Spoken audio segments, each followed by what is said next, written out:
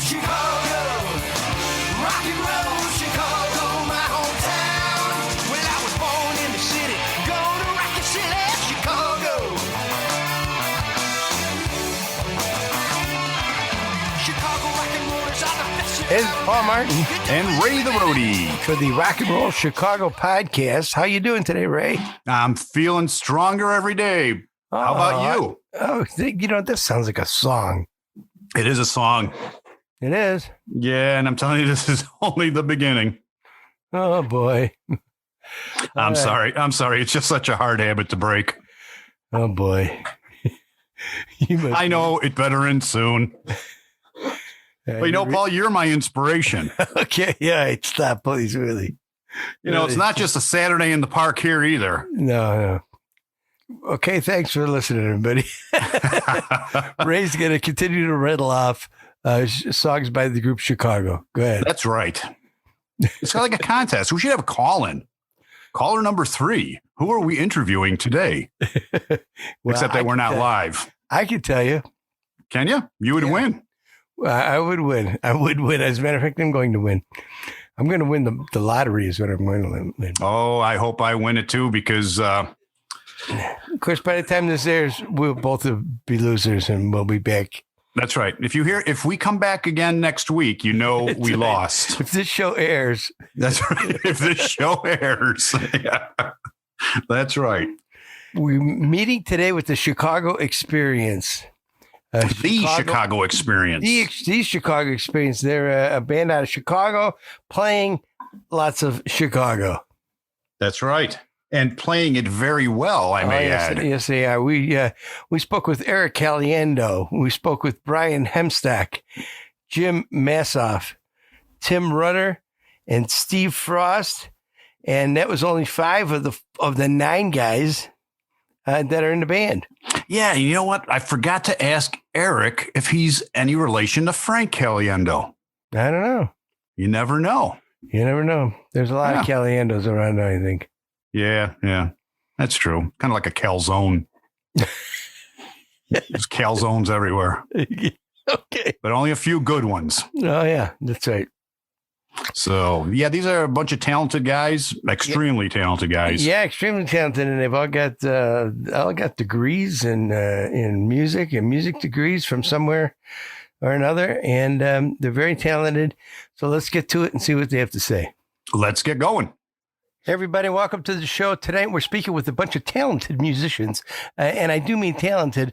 We're speaking with the Chicago Experience from Chicago. How are you guys doing tonight? Hey, guys. Good. I see we've got 5 of you here today. Yeah. There's how many in the band, though? 9. 9? Yes. All right. So I say you're talented because, I mean, I've read your bios, and I see that many of you have degrees in music, and that's very cool. I mean, so when did the band get started, and how did the band get started, and why Chicago music? Music of Chicago, I should say. Steve, you want to take it? Great, I'll take that one. Right. Well, how the band got started is a story if you're in for a good story. We're always in for a good story. That's what we're here for. Yeah, man. So, I think the band probably, this iteration of the band's been together a little over 5 years, 6 years, but the band has been around probably 10 or 11 or 12, right, Brian? That's about right. About 11 or more years. Yeah. Because Brian and Steve, you guys were the first two sort of, going back to the very beginning. Yeah. Actually, Adam Cowger, our drummer, is the first and only drummer. So he's probably then Ron came in, our guitar player, Ron Brandt, and Brian somewhat shortly after that, and Tim. But we were under different management, and that's part of the story. But the individual put the whole thing together. I mean, I think we could all agree he chose a great band. If you want to be a tribute band, I don't think there's a better band than Chicago to be a tribute band, just because of the great music. It's all about the music, and to see the joy on people's faces when we're playing. These songs are timeless. And this band is true to the music, And it's just a great experience. It's the Chicago experience. But so, going way back, there was an individual who did a good job of trying to cultivate a lot of good local talent, did a good job of getting it off the ground. And then things started to evolve as we started to do, more gigs and more demanding things, and things evolved where we got some other players in, and a lot of us go back a lot of years. Some of us don't go back a lot of years. Well, yeah. Well, Tim, and this is Jim talking.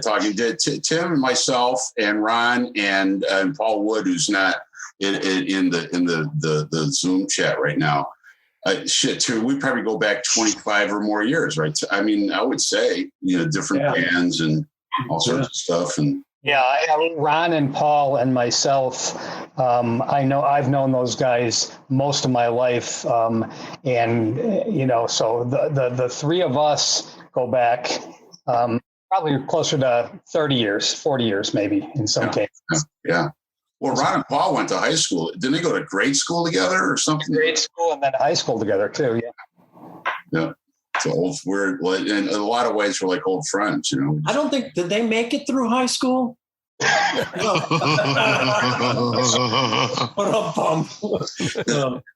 Anyway, start gigging and dropping out of classes and stuff. Yeah. Right.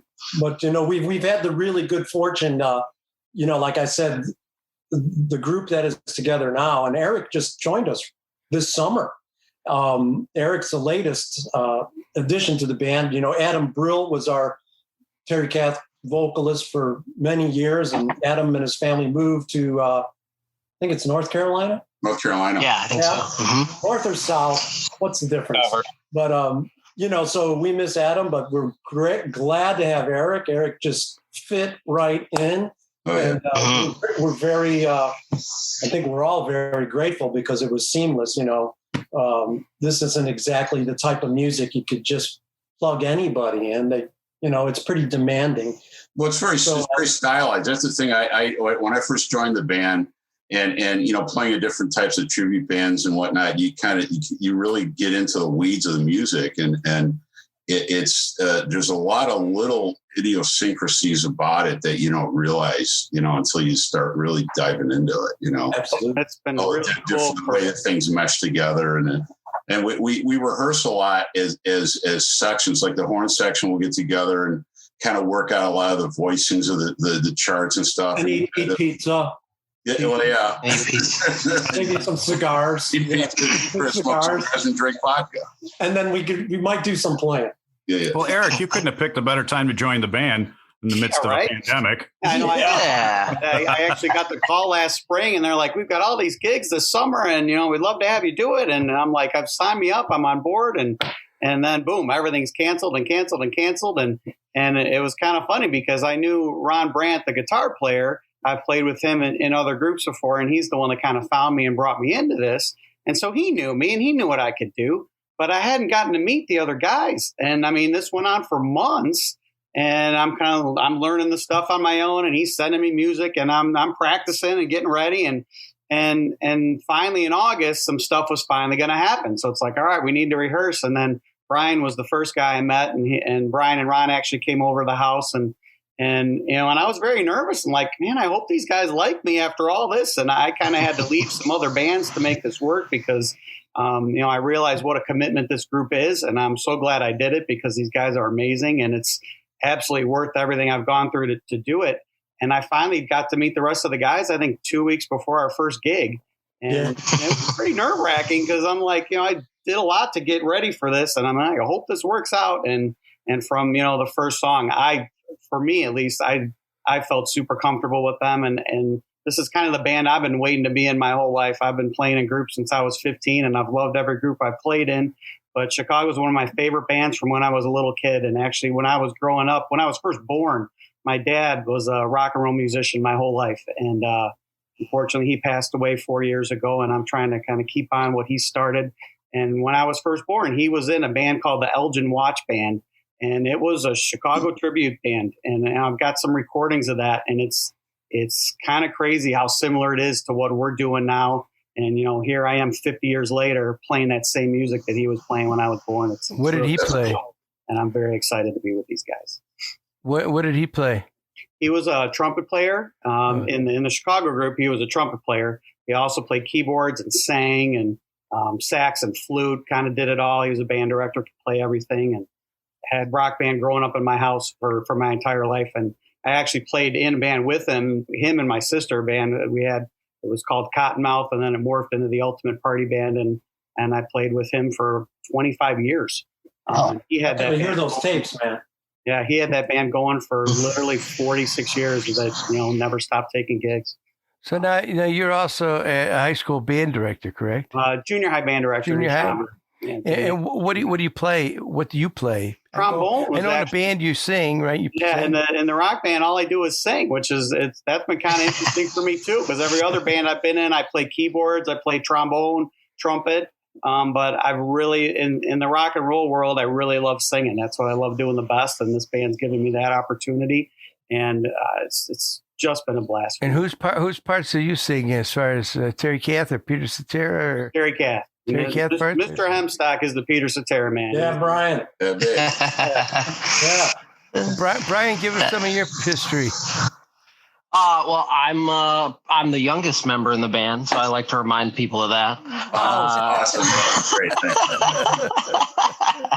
I'll be 34 in February, but I grew up in Wisconsin and then went to school at Western Michigan University. I've got a jazz studies degree in voice. So graduated in 2009 and then moved to Chicago for about 3 or 4 months. Ended up getting an opportunity to audition for the world famous Glenn Miller Orchestra.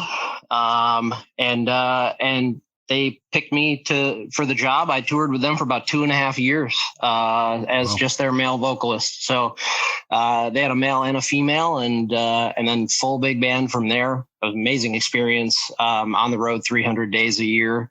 You know, right out of college, it was all I could have asked for, of course. Some great, you know, experience just musically and meeting a bunch of different guys. Obviously, you know, jazz was kind of an interesting take at that time in terms of the big band stuff. You know, I was the guy out of college, a lot of guys like me, and then plenty of, you know, seasoned veterans that have just been playing that music their entire life. So I learned so much through that experience, but didn't end up want to being on the road all the time. So, you know, moved back to Chicago in 2012 and, actually, previous to going, had just started. We were talking kind of about the conception of the band and whatnot. I answered a Craigslist ad at the time. Ended up recording an ad recording an album,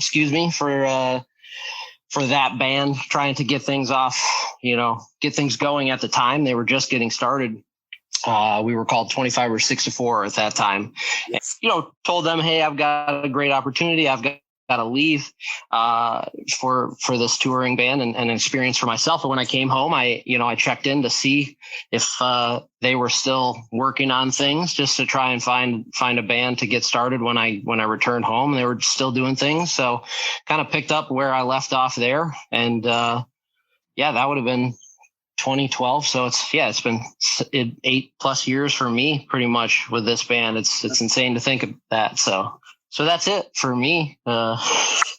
Peter Cetera stuff has been just such an amazing opportunity for me. I always tell people I wish I could write them like that. You know, they really, the way that he uses his voice is so unique and really, you know, a joy for me to try and do every time we're on the stage. Well, I imagine doing all that and playing bass at the same time. I mean, it's like that's just always amazing how there's all these sort of polyrhythmical kind of way the lyrics of the vocally the songs are, and he's jumping away in the bass at the same time. Yeah, walking the line as he's singing, you know, in the stratosphere. Absolutely. Yeah, he wasn't too shabby of a bass player either. No, right?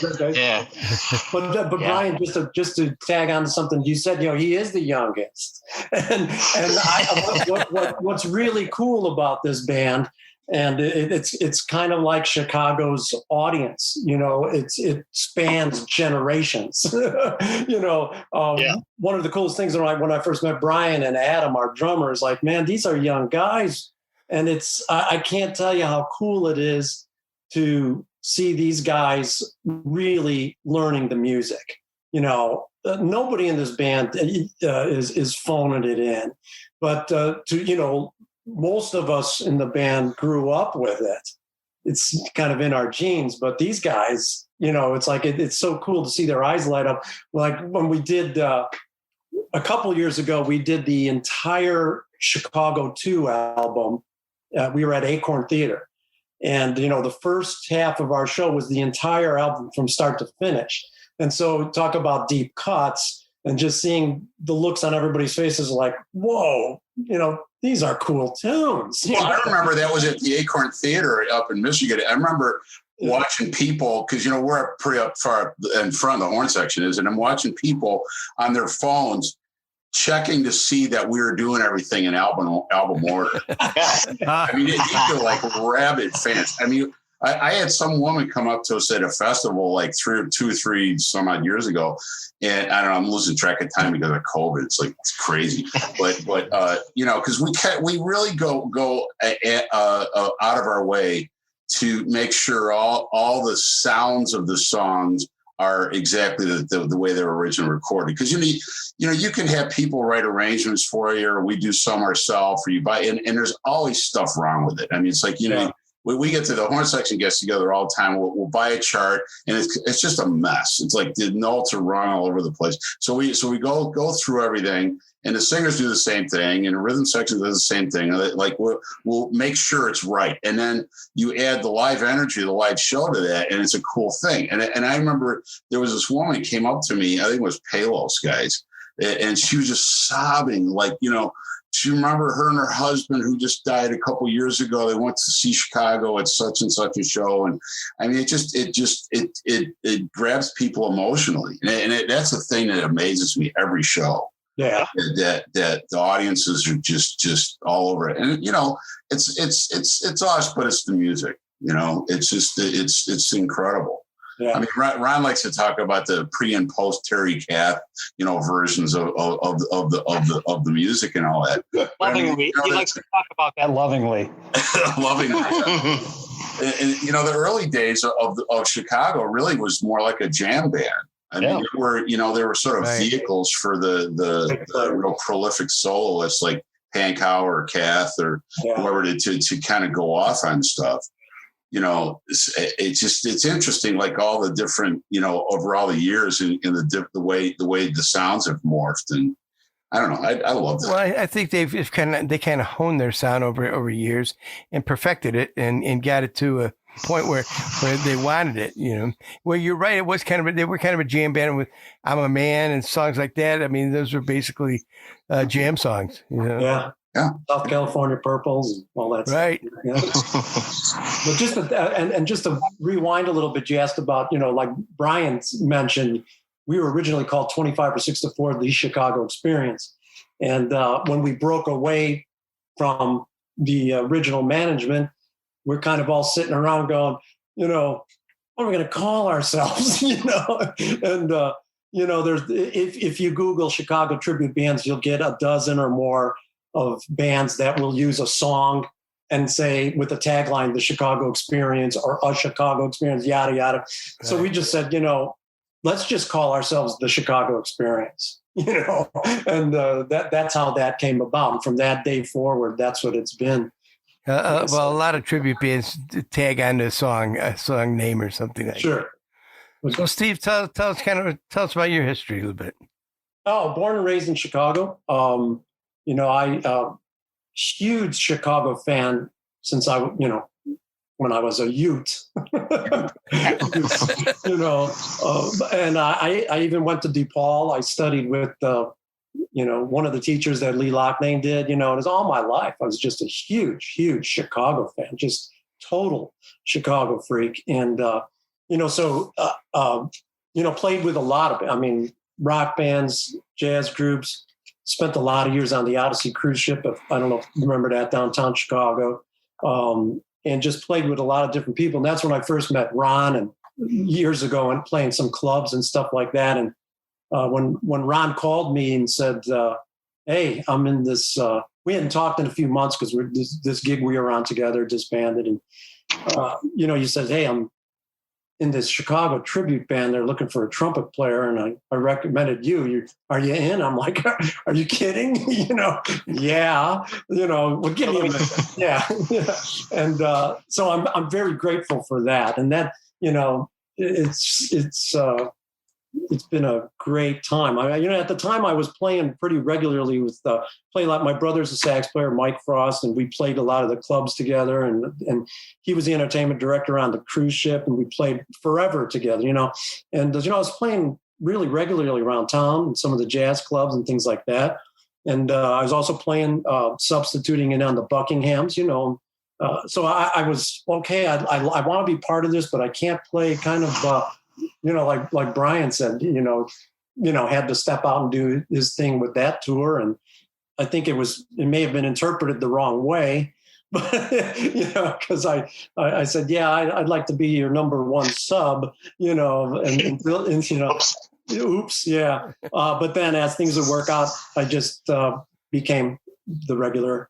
It kind of sucks you in, and especially as good as this band is now. I mean, all of us have all sorts of different things going on in our lives, that we do to put the food on the table and whatnot. But we all make time available for this. I mean, depending what the schedule, is as is presented to us as time goes on.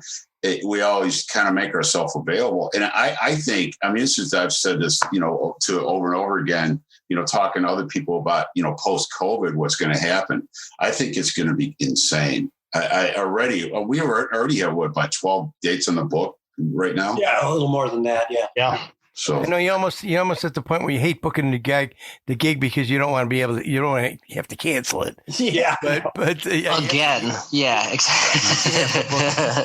We were supposed to be at Acorn again in February, Valentine's weekend, because last February we do that we do Acorn a couple times a year. It's just a wonderful venue. It's a cool place. It's an awesome place. Cool. Yeah. And all 9 of you fit on the stage. Yeah, just barely. Yeah.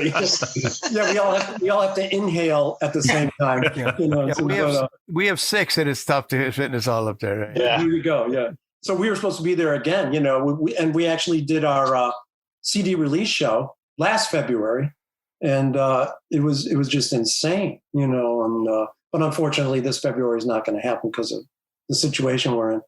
We could talk about our live CD though, if you'd like. You guys got a live CD, huh? Why don't you tell us about it? Well, thank you. Thank you, Ray.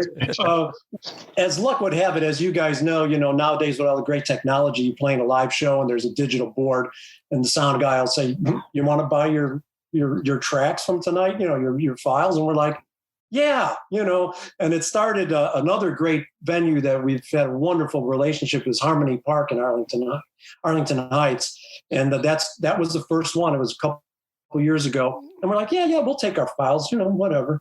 And then we wait a minute, they would sell them to you? Yeah, they sell. The sound man was making a little extra cash in the side. Yeah, we're all about rising tide raises. Yeah, I ran sound for many years, but I never sold them. Darn it, why didn't I think of that? Yeah, man. Yeah. Oh, yeah. So then we did the next year or 8 months later, we're over at Acorn, and same thing. Hey, you guys want your digital fund? Yeah. And then, so, we're looking at it, let's do something with these files. And I got to say, I am totally, we're all very proud of this project because it's live. It's not a studio project. We have the good fortune of Jim Massoth having a recording studio where we can mix it down. And Jim, did a wonderful job of mixing, and I'll let Jim go into more detail, but I could say, so we got the cool thing about this CD, it's 17 songs, so it's a great value. It's 17 great tunes, a couple deep cuts, and they're from 2 different venues, about even amount of tunes from each venue. So you got kind of that big outdoor show in Harmony Park, Arlington Heights, then you got that intimate venue, Acorn, that we love so much. Saturday was a 4th of July and Saturday in the park. I think it was a 4th. So it's a really cool CD.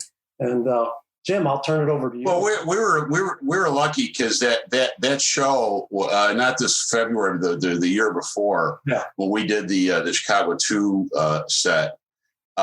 It was towards the end of the summer, and we had done a whole bunch of gigs before this. So the band was absolutely on fire. I mean, it was like 100%. So we walked away with files from that, and plus the Harmony Park was good also and whatnot.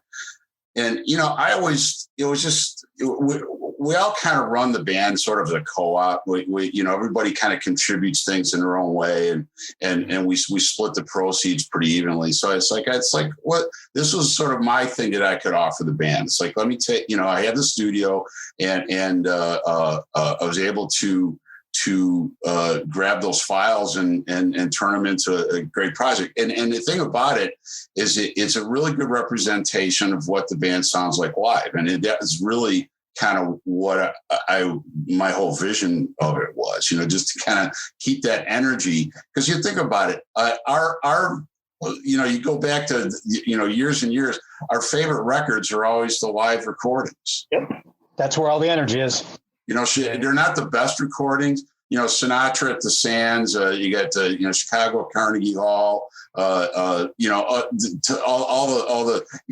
Little Feat. I mean, you could go down the list of all the amazing live shows, and those are our most favorite recordings. Because the energy's there. Yep. And it's usually all your favorite songs too. Absolutely, yeah. Oh yeah. So Jim, tell us, you play saxophone, and besides having a recording studio, you play saxophone and flute, correct? Saxophone, flute, and clarinet. Oh, I see. Although the clarinet's buried in my closet somewhere, on purpose. That's where it belongs. That's right. He's got a lamp in it. I'm married to a clarinet player. I tell those jokes all the time. I get. I know. So you have more. Keep them coming. Yeah. That's right. So Tim, tell us a little bit about your history. Sure. I'm like some of the other guys. I'm born in raised in Chicago area. Been around here most of my life, except for being on the road with bands on occasion. Like the rest of these guys, I grew up absolutely loving Chicago. I played trumpet as a kid, like in grade school. So Chicago kind of appealed to me back then. But first time I heard, how many trumpet players we have here? 1, 2, 3. Too many. I'm sorry. Yeah, Brian also, right? So 4. Yeah. Hey, who didn't play trumpet? Come on, guys. Yeah. Mine's also buried away in the closet, but that's all right. Yeah. I'm sorry. Go ahead, Tim. I was the youngest of 4 boys, and there were already 2 drummers. My parents said no more drummers.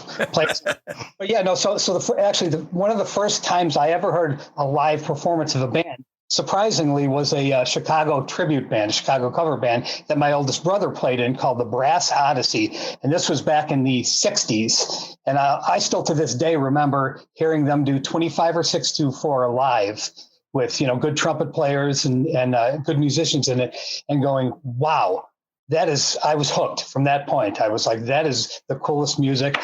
And through the years, listened to a bunch of different music and went off in different areas, played guitar for a number of years in some rock bands, and goofed around with things like that. But the music I always liked always had horns in it, whether it was Chicago or Earth, Wind and Fire or Chase or, some of the bands like that. That's always where I came back to, was that. So, so I did a tour with both Paul and Ron, who aren't on this call, but with the Crying Shames for about, 15 or 18 years through the 80s. And so, I played with those guys and a lot of gigs. And at the end of that, it was kind of one of those things where it had just run its course for me. And I said, I'm going to take a little time off. And so I had not been playing out, and I was just kind of, working on woodshedding some stuff. And Ron called me up and he said, man, I'm in this cool band. You got to come and hear me, hear us play. And it was the place out in St. Charles. So my wife and I went out and paid for tickets because Ron was too cheap to even comp me some friggin' tickets. I remember just, kind of sitting there and being taken back to the 60s, taken back to the first time I had heard Chicago music and going, wow, that is amazing. So I talked to Ron the next day and I said, hey, if, the bass slot ever opens up, give me a shout. I'd love consideration for that. And kind of like everybody else, the phone rang one day and Ron said, hey, the bass spot is, is yours to lose if you want it. And I said, sure, absolutely. It was it was kind of one of those things where I played Chicago music in bands over the years, and like a lot of us did, this was a different world. This was sitting down and learning the Chicago songs on bass. And somebody had alluded to this earlier. Peter Cetera is known for his vocals, and is hardly in the same genre and compared to a Jaco Pastorius or a Marcus Miller. I challenge any bass player to sit down and try to learn this stuff note for note, because the guy is a monster bass player. And again, playing the songs for, in bands, in cover bands and in bar bands, you're playing I'm a Man, you're playing Beginnings, a couple things like that. But sitting down and learning these songs note for note gave me an entire different appreciation for how great of not how great of a singer he was, because we all know that, but how great of a musician, how good of a bass player Cetera was. I am today, on this call. Yay. We all know how great of a bass player Tim Rutter is. Hey, there you go. This has been an unbelievably enjoyable musical experience. With this sort of year off that we've taken, it's like start reassessing things. And it's at this point in my life, it's like one of the few things that I do musically. Yeah. And we really look forward, during the summer, we get really busy doing a lot of festival dates and all sorts of that kind of work, and it's so much fun. That's one of the Steve had mentioned before that if you didn't hear it, we do have a live CD available, but it's one of the CDs I listen to. Because when we play this music, I'm playing it. I'm thinking about playing it, and it wasn't until we actually did the CD and I sat back and listened to it and went, "Holy crap, this is a good band." Where you actually heard it as a full unit and could appreciate how good the players are in this band, and not only how good they are, but how great they are at playing Chicago music, which is again, it's a different skill. This is not a band for jobbers. Yeah. No, you can't just show up and sight read a chart and do this. No. To take some homework. Yep. But there's so many little idiosyncrasies. The more you listen to it, the more you play along, the more you pick up. And it's there's never a time, I have never in any of these songs said, "Boy, I'm bored of playing this." You got to pay attention. Yeah. Doesn't happen. And most of us, most of it's in our heads down. And, but like Tim said, we're really true to the music. It is pretty involved at times, especially. And, being true to that sound is really what we're trying to do. The spirit and the sound of that band. I think the only real arguments I've heard since I've been in here is over the music, of going back and listening and saying, no, this is the way it is. That's one thing I've noticed being the new guy coming into this, and I've been playing in bands forever. And this band, the attention to detail in this rock band it's intense and it's great. I love it. It shows. You hear it. This is Paul Martin and Ray the Roadie, and we're here to talk to you about GHS strings. That's right, Ray. Whether you play electric guitar, acoustic, or bass, or even banjo, mandolin, or ukulele, then GHS has the strings for you. GHS strings are easy to play with a rich, full balanced tone available in many different gauges. Great for all musical styles, so if you play with the best. Play GHS strings. Well, a hypothetical situation. You're at a festival and it's finally stopped raining and they said, "Okay, guys, you go on stage and do one song." What's the song off the set list that you guys do? Oh, my God. The Closer, man. Feeling Stronger. That's a good one, yeah. There's so many That's a good one. We close most of our shows with that song, and it's just like the best, man. It's insane. Yeah. I don't know. There's so many. It's like hard to pick them, Yeah, well, I just like to ask, what you think would most emulate the Chicago sound? Oh, boy. Oh, boy. It's so many, there's like these different eras, Right, so many. Saturday. We do the open for Just You and Me. It's like I'm in my Chevelle on a date in 1972 again. You know? You are my love in my life, and you are my inspiration. Just you and me, simple and free. Baby, you're everything that I've ever dreamed. And I think that's what happens with people. It's like there's all these like iconic sort of riffs, and you know, we'll kind of quote the different elements of the solos once in a while. I mean, Ron will take some of the Kath, you know, like lines from the solos, and he'll quote that, and he'll go off on and do his own treatment on things. But you know, people hear that stuff, and it's like it hits them emotionally, you know. Yeah, it's nostalgia. You know, it really does kind of take you back to that moment, like you said. It's when I first heard this or whatnot. So yeah, totally. So Ron Brandt isn't here. Ron is a guitar player and yes, and vocals. Now, does he does he do the Robert Lamb parts, singing? He does. Yeah.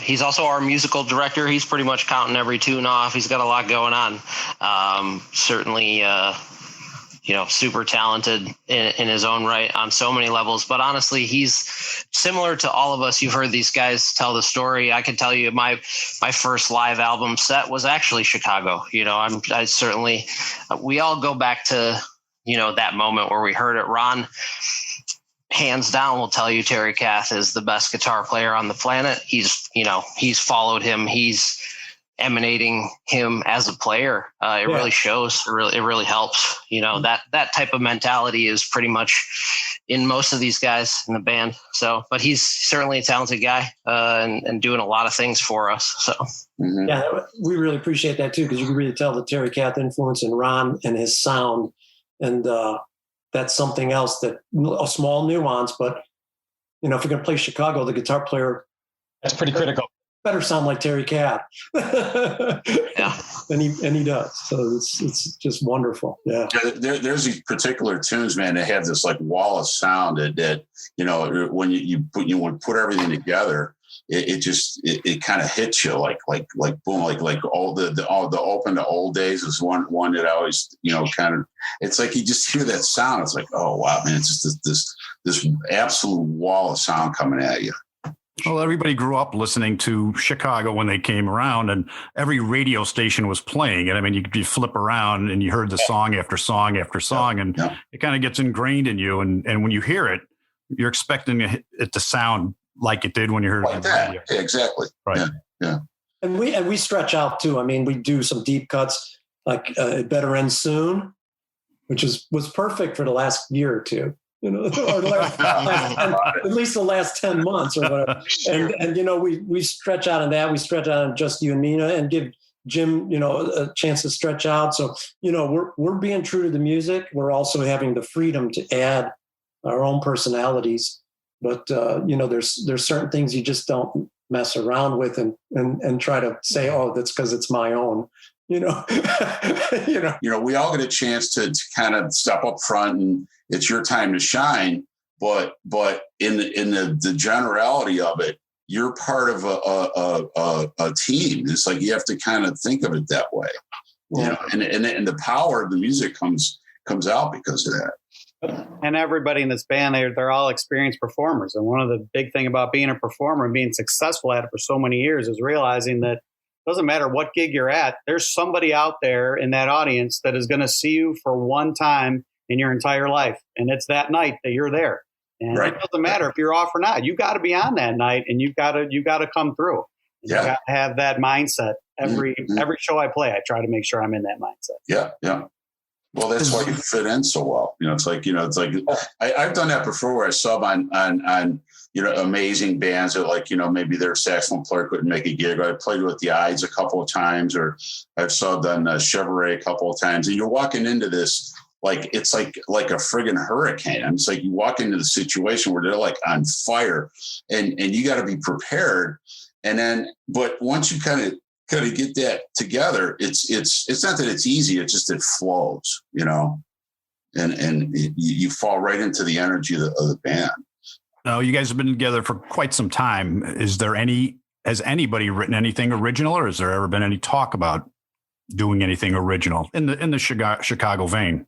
Not really. No. Yeah.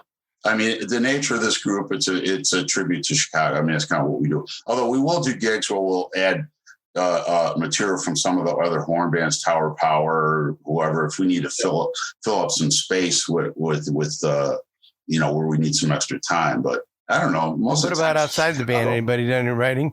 I did when I was younger in college and stuff. I had a little album of stuff, but it's been a while. So tell us about we don't want to leave out Paul Wood. He's a keyboard player and guitar player too, right? Mm-hmm. Mm-hmm. Tim, you could tell us about Paul. Jim, you probably know Paul better than anybody. Paul's an incredible musician. He's, multi-instruments. Paul's a great singer. One of the nicest human beings you'll ever meet on earth. On top of being, an unbelievably gifted musician. Paul has perfect pitch, which is, a nice little trivia thing. But I played with the early 80s and, playing a bunch of different genres of music and, in some of those things like Jim, like you alluded to, bands coming through towns, the Coasters, the Drifters, bands like that. Oh, that's right. You did a bunch of those. I remember that. Yeah. A bunch of shows like that together. And Paul, Ron, and myself and my brother Jeff played in a band called Scramble, which was a bar band that's still around out there playing around the bars since the early 80s, late 70s. So, and Paul has always been kind of the core heartbeat. Anybody who knows Paul's not gonna be the guy out there screaming, "Hey, pay attention to me." But man, you listen to what that guy does, and it's hard not to pay attention to him. Well, he's like an anchor, a good piano player in a band like this. You're like the anchor for the whole group, Yeah. And you sort of, especially the horn players, just sort of lean on it, Yeah. You hear that stuff. Yeah, Paul was my recording studio that I'm a part owner of. He was one of the owners of the studio a bunch of years ago. He was in a band called Mariah. Remember Mariah? That was Ron and him were in that. They were a bit in the 70s, right? All I know is there's some great pictures of those guys in leisure suits in that band. and then Paul and Tim's brother Jeff, Rocky Penn, who's also in the Buckinghams, are all in the Crying Shames. We don't want to leave out anybody. What about Adam? Adam's he's a professor at Joliet Junior College that runs the whole percussion department there. He's got classical training in percussion and drums. So a lot of that's it brings that skill set to the thing.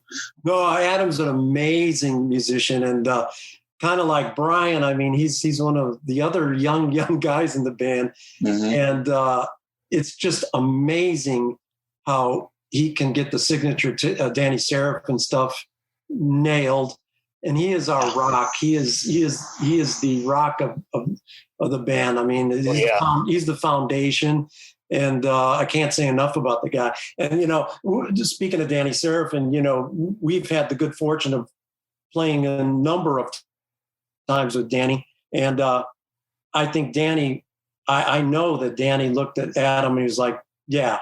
You're getting it. You get this." And to see this young guy, he didn't grow up on this music, but here he is interacting with Danny Seraphin and sharing tips and stuff. And to see that was, for me, just personally very satisfying to see that. And that's cool. I think he knows what a great experience that has been, particularly for a drummer.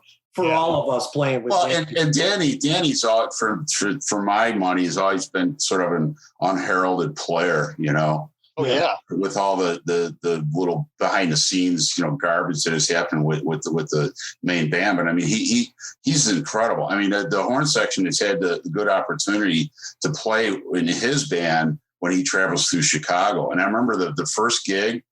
I was looking over at him, and he's playing. I don't know if the drummers would know this difference between a match grip and traditional grip. Sure. And the traditionals are more like the jazz players play that way. And I'm looking at him, and he's playing that way, and I'm thinking, this guy's a jazz player, man. He's not like a rock drummer. He's got this whole other, side of him that I don't know. I don't think he gets a lot of cred. Yeah. Sure. It has got, and that's similar to all of these players. We've all talked about playing in our cover bands and our rock groups and things, but you kind of have to have that jazz side of things too, to really, fully experience and show off that Chicago sound. It's a really great combo of both of those things. And you kind of see that in all of our players, I think. So. And last but not least, there's Terry too. Terry plays trombone. Oh, that guy. that dude's I was afraid to tell these guys I played trombone when I heard Terry, because I don't want to ever pick up a trombone around Terry. Because I got funny story about Terry, though. We love Terry. Terry's just a monster. I first met Terry. We were both subbing on the Buckinghams. Didn't meet him till we're getting ready to play, and then we start playing. And I'm like, okay, yeah. I'm like, hey, are you a fan of James Pankow? And he goes, are you kidding me? So boom. I mean, it was just like the two of us were like, yeah, there's that Chicago sound. Right. And so we became friends. And, Terry is just a wonderful, wonderful player, man. And plus the fact he spent all those years in the military. I mean, he was on the, he was in the Falconers, right? The Air Force. Yeah. And any of the musicians I know that were spent their time playing music in the military have chops. They're like Iron Men. I mean, it's incredible. Yeah, and Terry's definitely got that. He's got. It's tough for Steve and me to keep up with. Oh, he's just a rock of Gibraltar. But anyway, so the funny story. With the old, the band that before it became us. They've been going through a couple trombone players, and I'm just a trumpet player, and the guy kind of ran the band with an iron fist. And so finally, after a couple of days, I'm like, look, I got the trombone player you need. I'm like, trust me, this guy is phenomenal, right? He gets it. He knows the style. He gets it. He loves it. And so lo and behold, he went and auditioned the guy. He went and auditioned Terry. I'm like, really? Okay. And Terry calls me up and he's like, hey, man, what's the deal? I was like, oh, no. I was like, Terry, it's going to be okay. Don't worry. Well, talk about the cowbell, the audition. Yeah, the guy brought a cowbell, and he started playing the cowbell, listening to Terry play. I was like, kind of conducting him. I was like, what are you doing? So I've said too much. But so too much cowbell. That's what you said. Yeah, too much. Thank you, Brian. Yeah. So long story short, Terry's he's one of the most mild-mannered cats, and he says, yeah, I'm going to do this because we love the music so much, and then even the first gig we're playing at the what theater was that? It just went. We played it several times and it just closed down. Pheasant Run. Oh, right. Yeah, so we're playing Pheasant Run, and I got there, just a little bit on the not late, but before sound check, but I didn't get there while set up.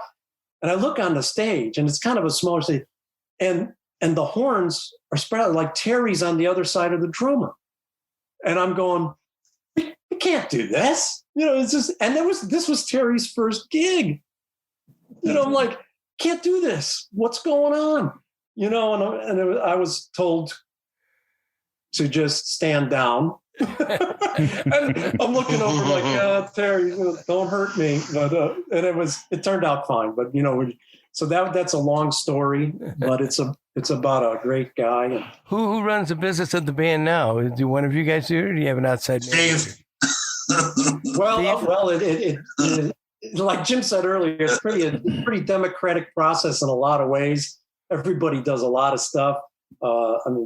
Tim's our IT guy, and Tim can tell you where to get the Chicago Experience live CD. I do a lot of the administrative, the booking, and I pay the checks. I write the checks. Ron is a musical director, and Jim is our audio consultants, if you will. What else? Everybody just pitches in so much. And I think all of us can say, at least I can say from my perspective, we've all worked in so many different bands over the years, and you got some bands where there's a leader and everybody else is a side man. There's no side men here. This is a real band. Well, I think every one of us have led our own, owned our own company or led our own band, whatever, have played that role before. Yeah. So you don't have to tell people anything. It's like, we discuss things, and although Ron does kind of run the live, side of the show. I mean, he sure drives the bus in that way, but I mean, some of us have different agent contacts that will bring gigs, to the table. Sure. And, it's just a really cool thing that way. Well, where can we find you on social media or the website or well, I guess Tim's the IT guy, right? Tim? Let Tim tell us about it. www.thechicagoexperience.com, chicagoexperience.net, Facebook, any of the social media sites we're out there. We haven't been kicked off, which is a good thing. From the website or any of the social media sites, you can find the live CD, which is available for purchase or download. Yeah, it's on Spotify. I know Amazon. iTunes. You can buy it at Amazon, right? iTunes. Mm-hmm. It's on iTunes, and we're also, YouTube, the Chicago Experience on YouTube. I tell you what, man, we're really just chopping it. I got the horn out today to do some practicing, because we have a gig at the end of the month, and it's our first job since October. Yeah, late September, right? September. Late September, yeah. Got to grease the wheel a little bit. It was rough. So now you'll be a CD and me, correct? Yeah. The last Saturday of this month. It's reservations. They're doing it's all social distancing and rules to apply and whatnot. But I think they've got except for the band. Except for the band, right? Yeah. But we're it's a pretty big space, and right. So they're and the whole thing about it, man, you got to start sometime. We got to start doing. And that'll be January 30th, correct? January 30th. Yes.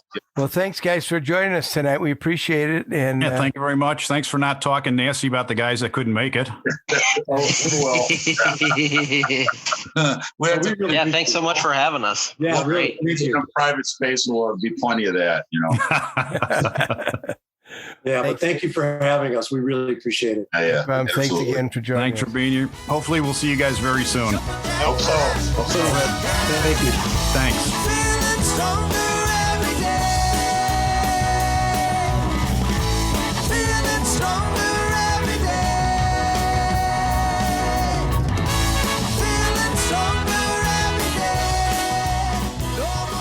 So that was the Chicago Experience. That was quite an experience. It was. Some great guys, some talented guys. It was fun talking to them and getting the inside scoop on their band. That's right, their backstory, and such a nice group of gentlemen. They had nothing bad to say about the guys that didn't show up. Yes. Even though I tried to egg them on. No eggs thrown here. No eggs. Okay, I got you. But they get that new album is on, a new live album. It's awesome how they were able to put that together from a bunch of different shows. Yeah, very cool. Very cool. And, live albums are where it's at. That's cool. Yeah, I mean, I remember when I was growing up, I loved the live albums. Yeah. All the great songs were on there. There was just a lot of power in it, and loved them. Humble Pie, Rocket of Fillmore was one of my favorites. My favorite was Grand Funk, the live one. Oh, yeah. I forget what that one was called. I think it was called Grand Funk Live. Yeah, it might have been called Grand Funk Live. You might be right. You may be correct. Thought it was called something else. Why? I don't know. I don't know why I can't think of it. It's it was called Caught in the Act. Caught in the Act. That's right. Caught in the Act. It was Grand Funk Live. Well, maybe we'll talk to a Grand Funk tribute band next week. But this week we talked to the Chicago Experience and some good guys, and want to thank them for joining us. And be sure and check them out. You can check them out on Spotify and listen to their music. They're amazingly similar. Sound amazingly like. Wait, that doesn't sound right. They sound a hell of a lot like Chicago. That's right. But they sound a lot like Chicago. So once again, thank you all for joining us. Don't forget to check out the Illinois Rock and Roll Museum on Route 66 in beautiful downtown Joliet, Illinois. Sign up to be a charter member. Help them out. And once again, thanks to GHS Strings for sponsoring the show. And thank you, Paul, for being here this evening. Thanks, Ray. Thanks. And likewise to you. Well, thank you. Thank you very much. I think. Until we meet again, okay. A bit of fond adieu to all of you. And a fair fond adieu to you, too. See you next week. Bye. The Rock and Roll Chicago podcast does not own the rights to any of the music that's played on this podcast. The music is used to promote the band or musicians that are interviewed. Rock and roll Chicago, rock and roll Chicago, my hometown. Well, I was born in the city, go to Rocket City, Chicago. Chicago rock and rollers are the